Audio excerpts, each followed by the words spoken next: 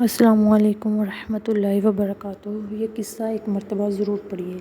ہارون رشید نے بہلول کو ہدایت کی کہ بازار جائے اور کسائیوں کے ترازو اور جن پتھروں سے وہ گوشت تولتے ہیں وہ چیک کرے، اور جن کے تول والا پتھر کم نکلے انہیں گرفتار کر کے دربار میں حاضر کرے۔ بہلول بازار جاتے ہیں، پہلے کسائی کا تول والا پتھر چیک کرتے ہیں تو وہ کم نکلتا ہے۔ کسائی سے پوچھتے ہیں کہ حالات کیسے چل رہے ہیں۔ کسائی کہتا ہے کہ بہت برے دن ہیں، دل کرتا ہے کہ یہ گوشت کاٹنے والی چھری بدن میں گھسا دوں اور ابدی نیند سو جاؤں۔ بہلول آگے دوسرے کسائی کے تول والے پتھروں کو چیک کرتے ہیں، وہ بھی کم نکلتا ہے۔ کسائی سے پوچھتے ہیں کہ کیا حالات ہیں گھر کے؟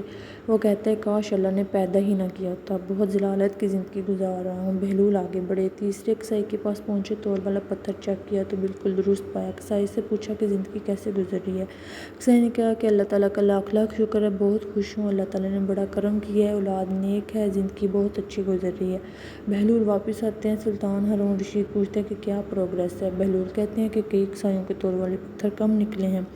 سلطان نے غصے سے کہا کہ پھر انہیں گرفتار کر کے لائے کیوں نہیں؟ بہلول نے کہا اللہ تعالیٰ انہیں خود سزا دے رہا تھا، ان پر دنیا تنگ کر دی تھی تو یہاں لانے کی کیا ضرورت تھی؟